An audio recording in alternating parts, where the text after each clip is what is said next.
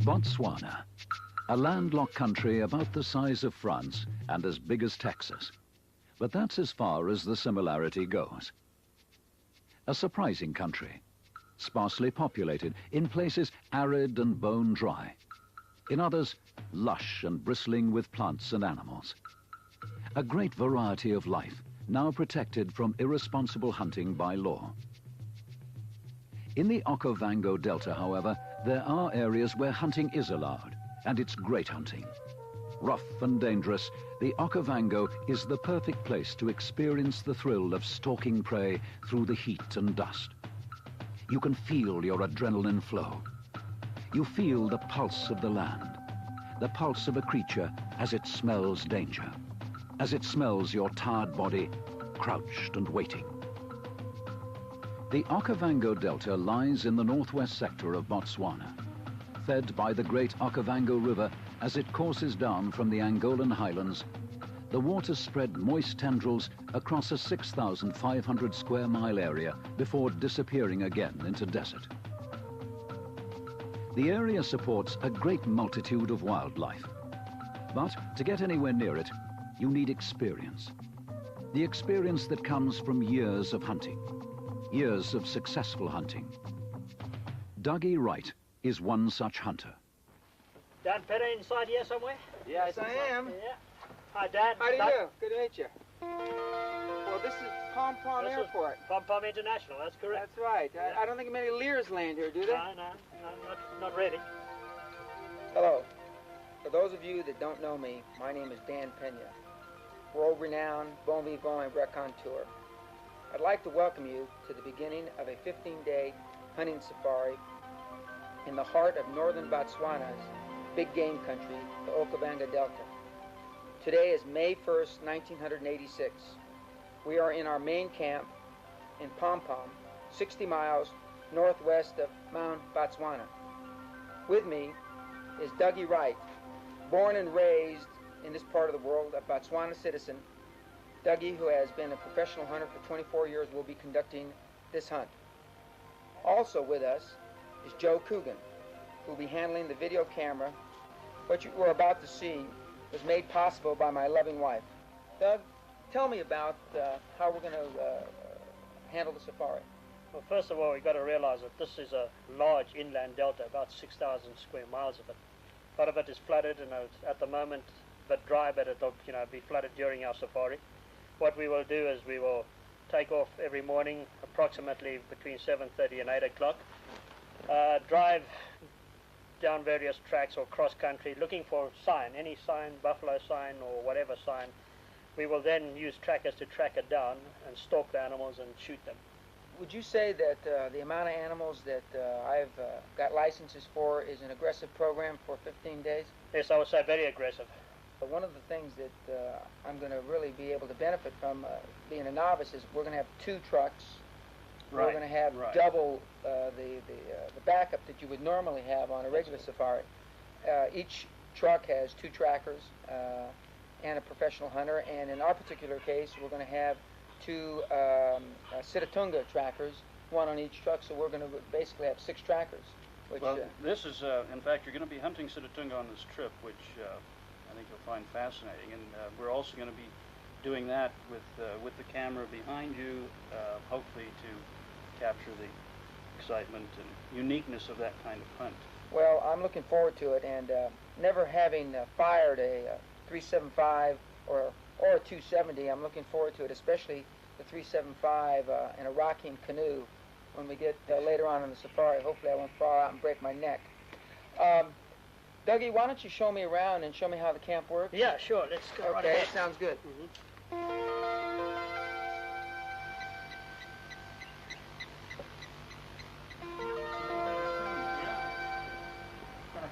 Bunch of staff here looking after that side of it. What is the number of staff?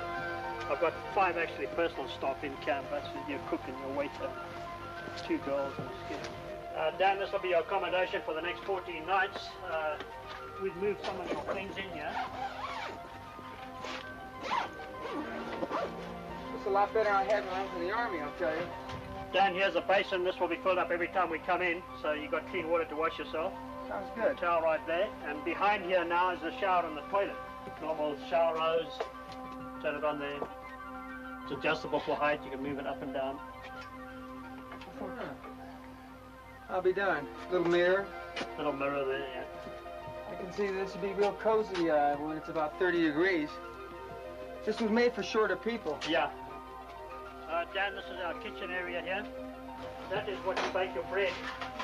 It's a big sort of oven. Yeah. And then over here you have this big drum which is filled up with hot water. So when you shower water goes straight out from there. I can see microwave cooking hasn't come to Pom Pom yet. Not quite yet, no sir. No. But has it come to Mound yet? Yes, we have microwave cooking. Oh, that's good. One of my plans is to eat everything that I shoot up here. God willing, we shoot a lot. And so crocodile and warthog and buffalo, I'm looking forward. I've never tasted those. So this is the team that will be helping me, and we're going to go out and see what we can accomplish now in the next 15 days. The start of the hunt is a good time to reflect why you're here, what you want from the days ahead. Hunting's more than just shooting. It's a primal experience. You get close to life and death in the raw, close to earth, water, fire and wind, the elements of life.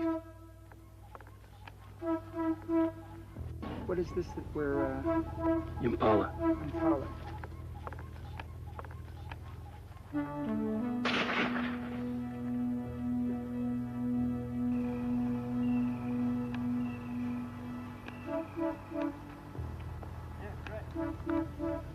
Thank you very much. Yeah, real nice head there, eh? It took all of 20 minutes to accomplish this. Let's hope the rest of the trip is we have the same luck. In the Okavango, there is a profusion of wildlife that's world-renowned. Many hunters have stalked the bush and come away with magnificent trophies. Buffalo, warthog, tassabee, lion and wildebeest, sitatunga. Kudu and leopard are rarer finds, but a hunter always hopes, must always be ready for the sudden chance, the sudden chase. We're primarily looking for the hardest game first, and the easy game will take care of itself, because we keep passing all these things that are supposed to be on my list to shoot, and we don't shoot at them. So I assume because they'll be readily available later on in the trip.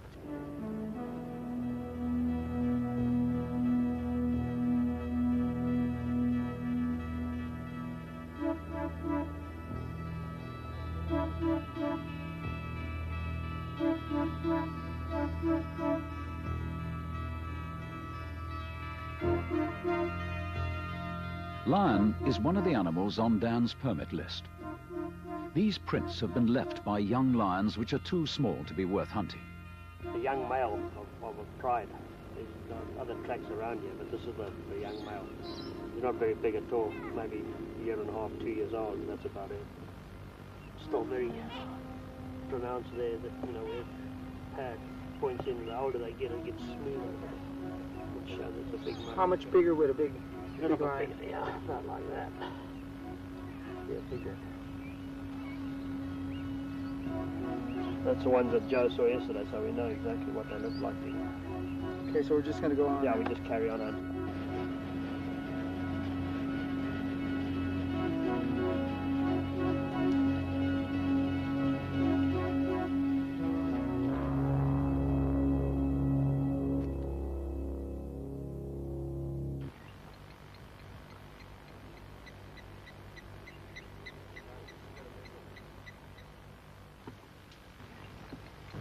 The Japanese come on surprise. Yeah, they have. Do they shoot bonsai little, I mean, do they want to shoot the little ones? Little bonsai lions? Yeah. Because anything looks big to them.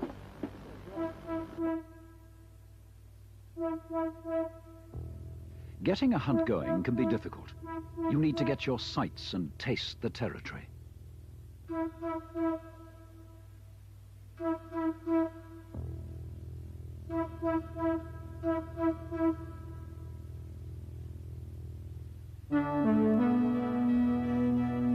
Buffalo are widespread across the continent and are no pushovers, being aggressive by nature.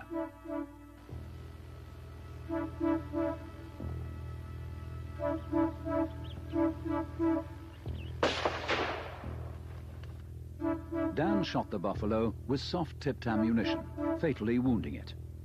In this state, they can be extremely dangerous. The trail was lost, forcing them to track it in the truck so that it's well after sunset when they eventually find the dead beast. Well, we tracked it for about, what, 3 miles. We crept up to about 60 yards, right, Doug? Yeah, that's correct. About 60 yards, and I shot it on the other side, right about here. Just behind the shoulder. And it just spun him around, and he ran off, and then I shot him again on this side, here. And then when we got here, he was on the ground, he was still alive, and then I shot him again in the chest. And add a little excitement, my gun jammed. Gun jam? Gun jammed, and I couldn't get a shell in, and Doug's running ahead of me, and I'm trying to get the fucker to work, and it wouldn't work. And so he's a good way to get us killed. So he fell back, and he unjammed it, and then we continued, and we found him. Why was the gun jamming? I put in the bullets backwards. Not backwards, but the wrong side. Yeah. Uh-huh. Yeah. But kind of looks like my mother-in-law. Oh. Another day in the jungle. Not that that's often. Yep, and we'll be home by midnight. Yeah, that's right. If we're lucky. If we're lucky. Jeez, look at those fucking bones.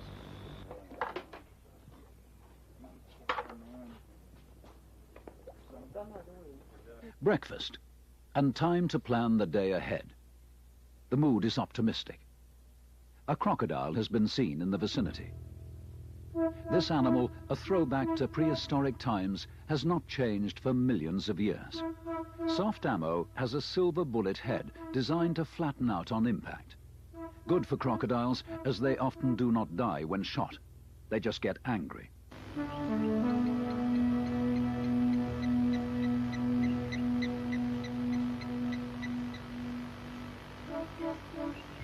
This should be a skull shot? Yeah, it's definitely a brain shot.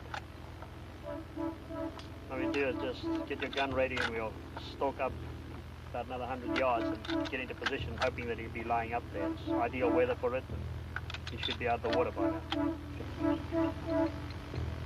Got to keep real low now. The crocodile's just on the other side of this bush. Let's go in very quietly and low.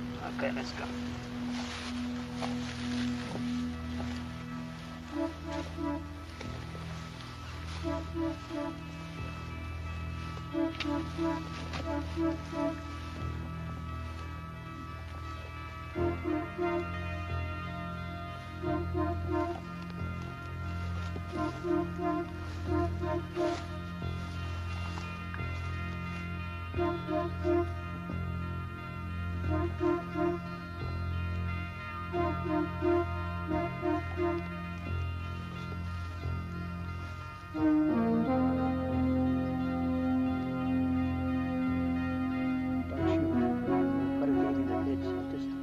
Wait, I'm going to sneak out of here and try and make him bring his head up.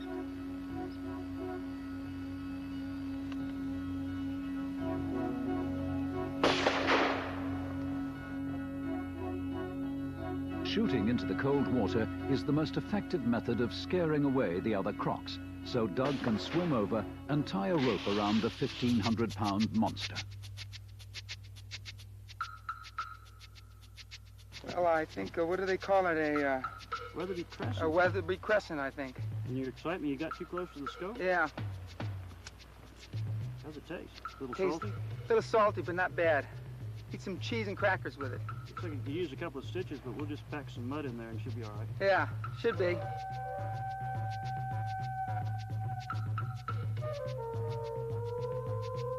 One, two, and three in the eye. Well done, that's some good shooting there. They make sure the creature is dead before Dan does this trick. He wouldn't be the first to lose his head in this way.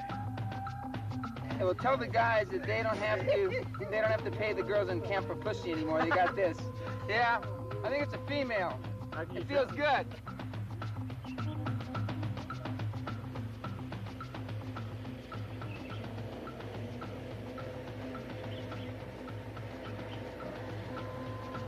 The native woman hides her baby from the camera as she cleans the last strips of Dan's buffalo meat. It's good eating. Can't believe there's nothing left of the buffalo. Is that food for a month? Is that food for a month? That goes back to the wide and short to make it up. We're gonna unload this bastard now? Let's get at it. Once you've got the crocodile, the prize is his hide. It must be kept wet and salted until it can be tanned.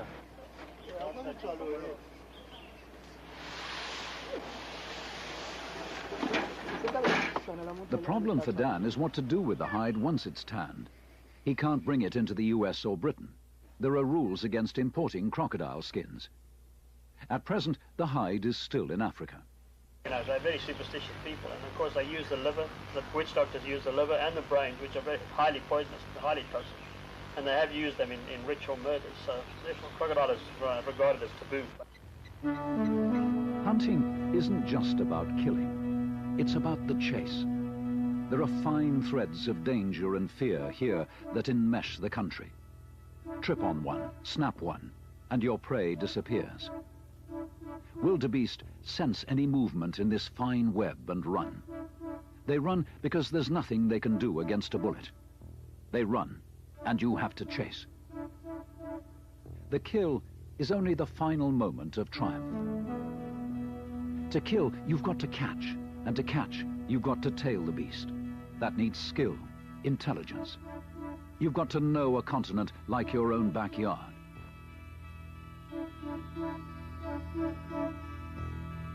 The kill is only the final moment. It's the hunt that counts.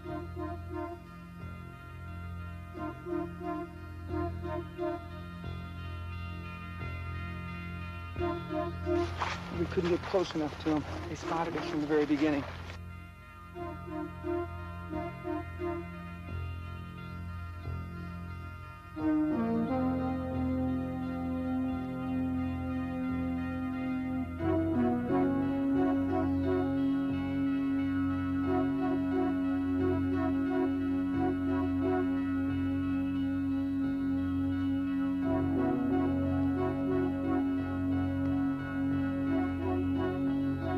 Downwind of the animals, the hunters are not heard or smelt.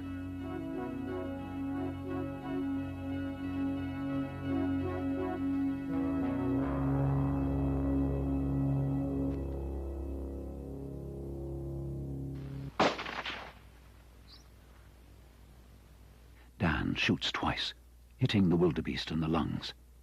It still runs before collapsing. It's a record-breaking kill. The unwanted parts of the animal are left to the vultures. All part of the food chain, they will strip a dead animal to the bone in 20 minutes.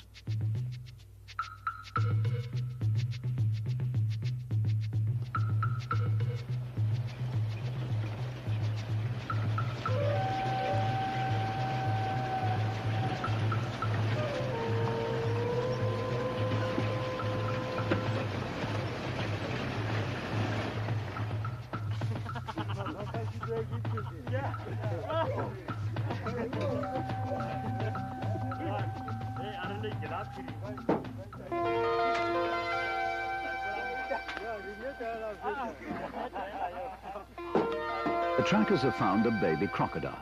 It's only 6 feet long, so for some fun, they put a rope around it. But they can't get it off again.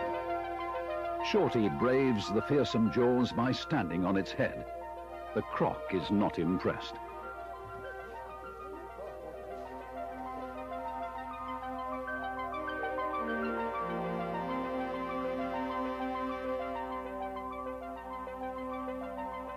Dan has shot a second buffalo.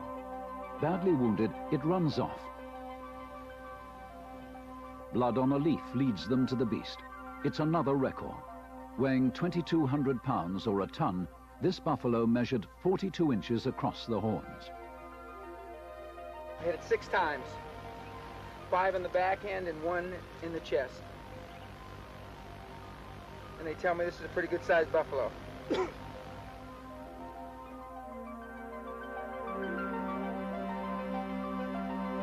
So now the real hunt begins, the hunt for kudu. Ernest Hemingway hunted a single kudu for 3 months. No wonder he was inspired to write about the grey ghost of Africa. Stealing through the country like a spirit, ash grey against the shadowy chaos of light and shade, he disappears, reappears, making the hunter nervous, twitching behind his gun sight. This thick brush area we're going through right now, looking for kudu, is wrought with trees that have been pushed down by elephants. This tree is about 16 or 18 inches in diameter, and they push them down and then they eat the leaves and the shrubs at the end of the tree.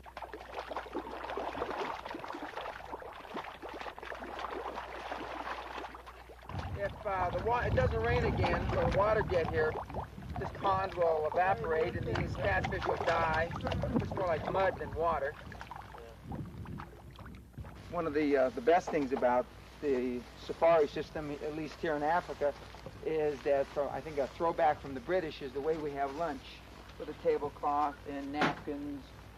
Now the professional hunter that's doing the filming has a real technique for lunch. He takes a slice of bread and he puts it down, then he puts on maybe beans and then maybe onions and then maybe some other junk and 3 or 4 or 5 layers, and then he smooshes it all around and then he starts to eat it, and then he tops it off with a couple Cokes and then a couple of pieces of bread with cheese. He's a cheese freak, and I think the only complaint he's got is that they need better quality cheese here.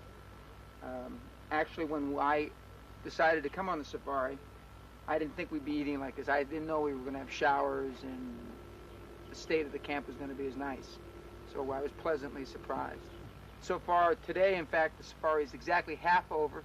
Today at lunch, 7.5 more days, and we've collected some very good trophies.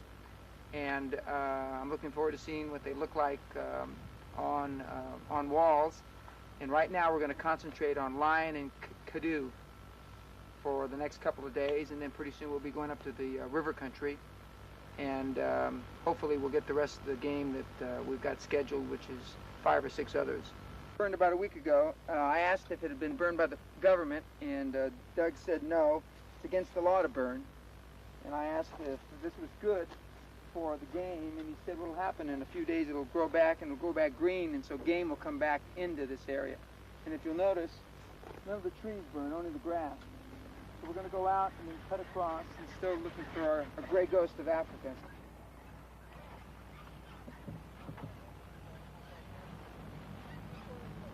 Morning of the 10th day. At the end of today, the safari will be 2/3 over.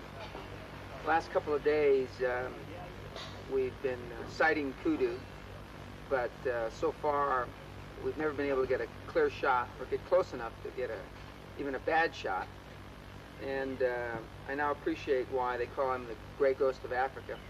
Hopefully our luck is going to change today. I'm bringing along my Rambo knife for good luck.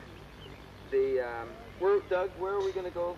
We're going up on the Northern Islands and then cut west, come back on the islands through the burn that we were on yesterday, and then back to the South Island. As I've noted in my diary, when the safari first started 9 days ago, and I shot 2 real good trophies the first day, and we sighted 2, and we were shooting at least 1 a day, that I expected something like this, because I expect this is what safari life is really like, isn't it? That's correct, yeah. So we sighted a number of lion. We saw some lion yesterday, 2 lionesses and 1 young male. So hopefully if we keep seeing enough lion, we'll see a pretty good sized male, so we'll get a good shot at that. In the meantime, we're going to pick after the kudu.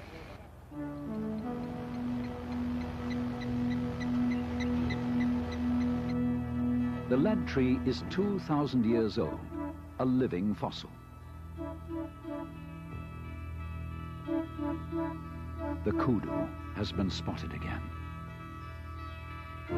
Doug and I and a couple of trackers are going to go out right now. And we're going to leave most of the other people behind. If he turns back into the wind, then we're going to pull the trucks up and we're going to keep circling, see if we can find him. We'll have a little better luck than my missed shot from last time.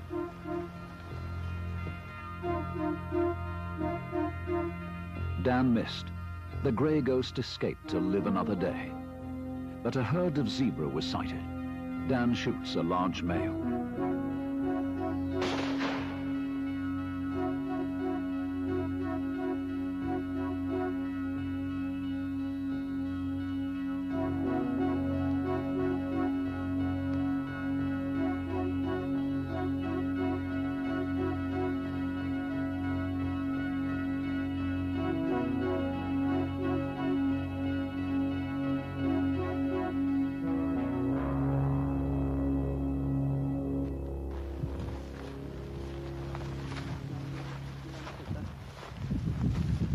Tracks apparently have gotten confused, so we're going to go back at the origin, because our tracks should have blood trailing, and the tracks that we're onto now apparently don't have blood.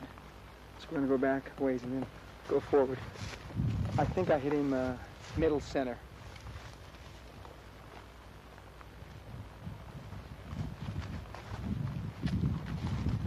One of the realizations of coming to Africa, it takes a whole lot to kill these fuckers.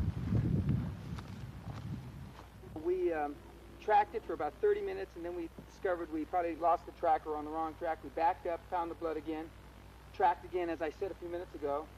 Then we spotted it again, and I shot it in the back left side, and then it hobbled away, and then I shot it again, and apparently I must have broken its leg, because then it was limping. But it's interesting, the kinds of things that they were picking up to track were like as small as a leaf.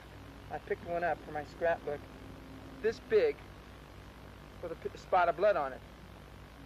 And we found a number of those, and then finally a puddle where it apparently had stopped for a moment. But as Dougie has been telling me, the wildebeest, the zebra, and the buffalo just don't want to die. They just don't want to die. And we spotted a leopard just before this, and I couldn't see because I thought it was a kudu, so I kept looking high, about up here, and all the trackers they're dragging me up, trying to drag me up high enough so I could see, and the leopard was down here. By the time I saw it, I couldn't get a shot at it, so I shot like this, and I missed it. And the boys, and it was about, what, 10 yards from the front of the car, so I'm kicking myself for that. So now I'm going to have to learn, when I view up and down. Just because I'm always after kudu right now, gray ghost, up here, I've got to look down lower. And this big hunk of shit. What do you do with these? Skin them out. But they don't use can't you make a rug out of that? That's a beautiful rug, that's what you make. Yeah. Skin out the whole thing for a rug instead of a head mount. I wouldn't use a head mount. Okay. I'd skin the whole thing, so you'd have a whole skin. It looks a lot prettier that way. Okay, instead of the head? Yeah, I don't think it's such a great, no. Yeah, plus my children probably think I should shoot in the horses now. Yeah, right. Okay. I'd skin it out for a thing, a rug. Okay. Is this a relatively big one? This is a very, very big zebra, yeah. About 900 pounds, eh? So we're going to try to get a kudu in the afternoon. God willing, shari Yeah. amungo, as we say. Yeah, well, we broke the 2.5-day dry spell. Now that we've got blood in our eye again, let's see if we can do some damage or something else. I hope it falls down easy, this next one. Jesus. Look at that. Hey, maybe he got his nuts off at the end. Well, they're finishing full skinning the zebra. I've decided to make a rug out of it instead of mounting it like the rest of the things. And I decided that perhaps something was wrong with the sight on the 375, because I missed the kudu low in the belly this morning, and I hit the zebra first shot low, although it did pass through and come close to its heart on the other side. So I came out here with Joe Coogan to practice, and we set up on this with his coat all bundled up, and he put a mark where I was supposed to fire, and I got up right next to it, and as Dougie says, I crawled up the weapon. I got my eye right up to the sight, and I fired, and I cut myself under my eye, across my nose, and over my eye. Now, not being a fast learner, I not only did it as I did the time before 3 times, I did it 4 times in a row, cutting my eye in a neat little circle on both sides of my bridge of my nose. And in the second cutting of this tape, it's going to be because the zebra reared back on its hind legs and hit me with one of his hooves as I shot him in the heart. It's like being tickled to death with a dove feather. Yes, exactly, exactly. The delta has become lush. It's surprising to think that a few hours ago this area was dry. More and more game will be coming into the territory, more opportunities to hunt. We're going to swing back towards camp, and we're going to try to see if we can find a kudu or some signs of what we've got left on our list, which are basically lion, leopard, sitatunga, kudu, and tesabe. The kudu has been spotted again. Being a territorial rather than a herd animal, they know it's the same one. And this time, the wind's in their favor as they move in.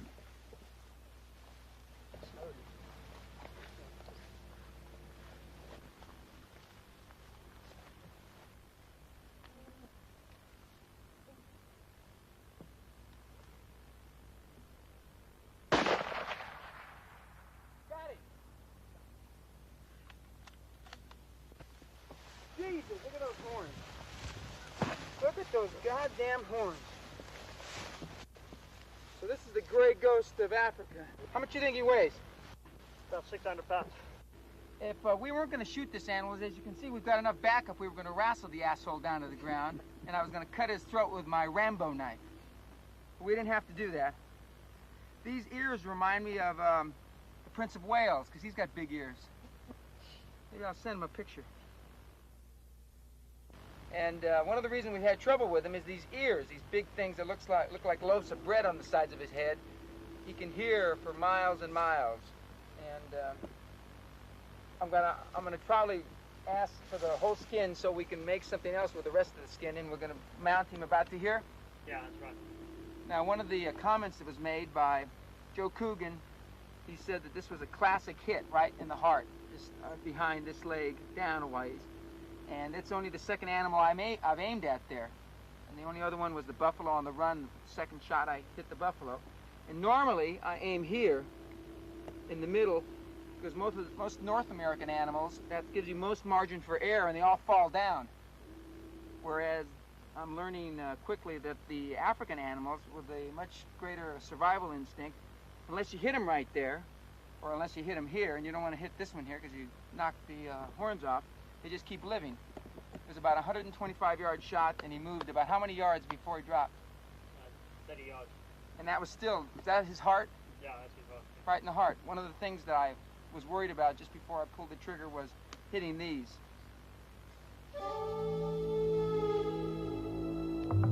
Hunting on dry land is fine. You soon get used to that. But to get sitatunga, you've got to go into the half-world of the marshes. You have to sit in canoes where you've nowhere to rest your rifle. This terrain is pretty hard, but the sitatunga's worth it. The animal has long hooves so that it can move with ease and speed through the terrain. It spends most of its time hiding away in the vegetation. At the best of times, it's hard to find. They're about 45 miles out from camp, and there's great rivalry between the trackers on each canoe to be the first to spot a male.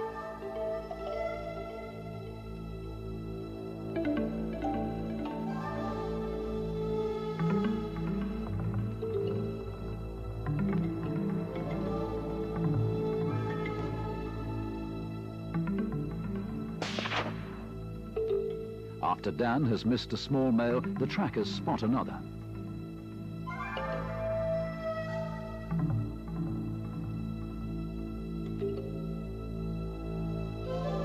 Dan shoots, missing several times due to the unstable canoe. But the next 3 shots hit home and the prize is his.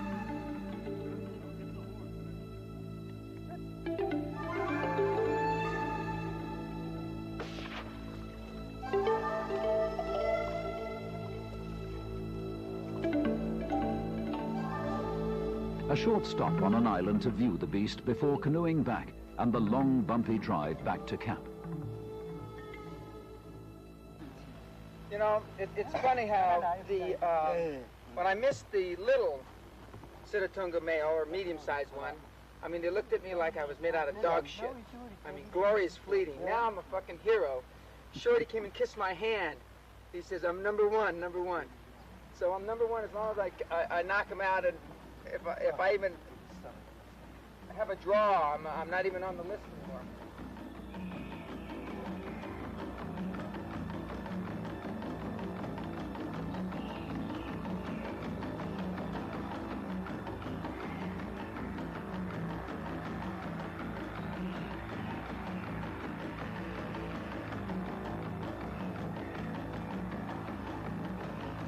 The safari is all but over. The last day, and still no large lion or leopard. So the group stays near to camp. It's heart of palm for lunch, courtesy of Shorty. Well, Dan got most of the animals on his list, achieving 3 new records in hunting. Panning from left, my left to my right. Little reed buck. Nobody wants to hold the reed buck. Another buffalo. Let's see, kudu, wildebeest, warthog. Nobody wants to hold a warthog either. Let's see, Sitatunga, impala. No, lechwe than impala. And all of those animals weighed a lot more than they look now. Look like they've been on a Pritikin diet. And normally these guys talk shit, but right now they're being very quiet. So tell them to say goodbye to... Ali! And now it's time to leave, until next time. The safari's over, but the instinct remains. There's something basic about hunting, something that comes from your bones. Something that is a part of you. When you're out there in the thick of this primal web of life and death, you feel alive. You feel the pulse of a powerful world. You feel you're part of the animal kingdom.